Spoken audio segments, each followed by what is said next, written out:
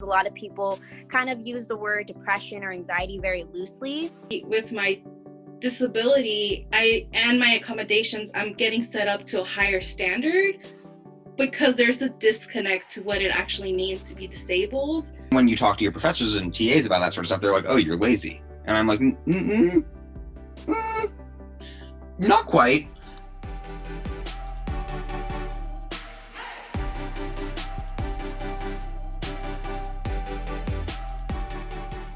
I was not only figuring out how to be a Bruin, like how to be a UCLA student and how to kind of survive that highly competitive world at a PWI and navigate all my other, like identities of queerness and being Southwest Asian and being in computer science as like a woman. And I was like, this is a lot. So I was navigating all that. But then on top of that, I was having a different experience from other students just in the way that my disability played into my life. I think having something like this is extremely important so that not only can we understand each other and each other's experiences better, but whoever goes on to watch this can understand our experiences, and then hopefully they'll be able to understand their own better. It's like I had to reprove that not only am I an English major, but I have the right to be an English major, even if I have a disability, which is kind of silly to me. I have a listening, auditory processing disorder. So sometimes I can ask someone to repeat the same thing 3 times and I still won't understand it by the end of it. I'll hear it and it'll just go out the other ear, right?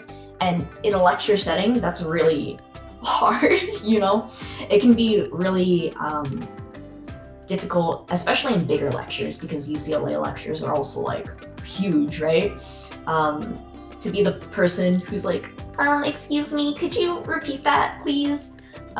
There's a very heavy culture of stay up all night, code till you die. And I'm like, I can't do this. I can't pull all-nighters. I need to go to office hours way more than other people do sometimes. Not only because I would be struggling maybe personally with the topics and the content, but also because I need to go to office hours and work on this with my TAs during the daylight hours that I have, because I need sleep so that I don't flare the next day. Because if I flare, I'm out of commission. I would say that the university runs on graduate students for the most part. And we're kind of fodder for a system at times. It can feel like that. So there's 2 things. You go into a space and, oh, look, a symptom of my disability, dissociating real quick. Gotta ground myself. So then, something like this will come up in a classroom, right? What do we do here? What do I do when Annalie is all of a sudden disassociating in a classroom? And it's I can't explain to people that this is my disability, or that I can't explain my memory amnesia right now. And what happens if I cry? What happens if, I guess it's what I want to say to everyone on campus, faculty, it wasn't a choice. None of this that we experienced was a choice. But we are often regarded as if it was, especially with an invisible disability. There's always a hint of what did you do? Interacting with people and educating them on different disabilities, mental illness is just so difficult because a lot of people kind of use the word depression or anxiety very loosely. And, and depression and anxiety also look so differently for people. For some, it's oh my God, I'm crying almost every single day. I'm so I have severe anxiety, social anxiety, because of my PTSD, where I literally freeze up in front of groups. I'm better one-on-one, but when I'm in a group setting, I get very fearful and paranoid, and I get severe anxiety to the point where I get my entire body just shuts down. The crippling mental hoops I have to jump through between the anxiety, the depression, the PTSD, the whatever it might be at the time, is so debilitating sometimes that I just have to celebrate getting out of bed. And on those days, I don't want to do homework. I can't bring myself to do homework. It's just not within the realm of possibility at that time. It's really frustrating to be in an institution for people to tell me what I can and cannot do. I know what I can't do, and sometimes it's a lot. But I'm trying. And there's a lot of professors and faculty that I don't want to have to prove how hard I'm trying to you. Yesterday I survived. Someone who I'm really close with checked in on me, sent me a text and was just like, "Hi, how are you?" And I was like, I don't know. How am I? I haven't asked myself in who knows how long, because I feel like I've ended up, especially I think in this virtual setting, I like tricked myself into thinking that I have more time in my day than I do. And I don't realize how much I say yes to things. And then I just look at my calendar and I'm like, I don't even have a second to breathe. Like, I literally have scheduled things just back to back to back because I'm like, oh, this needs to get done. This needs to get done. But it's like, the only thing that needs to happen is that I'm okay.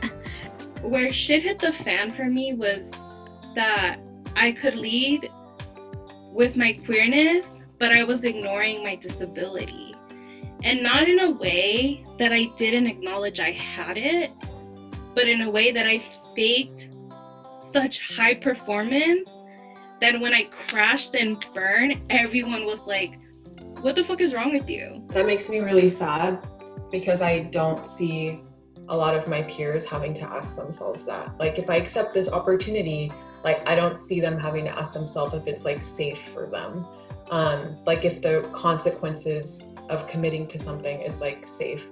I think people kind of dismiss it and think like I'm overreacting or like I'm not being grateful for my accomplishments, but it's just that I wish I could be able to like healthily get to that level without putting myself through so much, and that it would just be an A. It wouldn't be like I didn't sleep, I didn't eat, I sat at my desk for 5 days, you know, only thinking about this one essay. This weird balance between like, if I'm not getting accommodated, I'll probably still do well in the class, but that's because I'll hurt myself in order to do well. I will push myself to the brink. I will like sacrifice my health, do things that my doctors would scream if they knew I was doing, in order to get that A. And just because we get more time doesn't mean that we're gonna do better. You should have the same standards for all of us.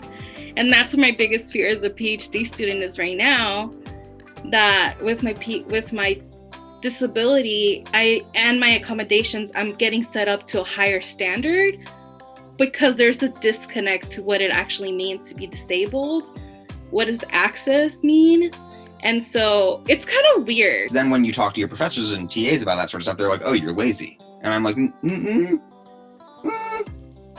not quite. And I think people just don't see that. I think people see you're either successful and that's it, or you're either not successful and you're not successful. I don't think people see the crossover. I actually have been able to meet a good community of people who have inflammatory bowel disease, IBD, at UCLA, and we've actually been able to form a little club. So I was able to find a community in that sense. It's called IB Determined. Super cute play on words. I didn't come up with it, but I'm still happy about it.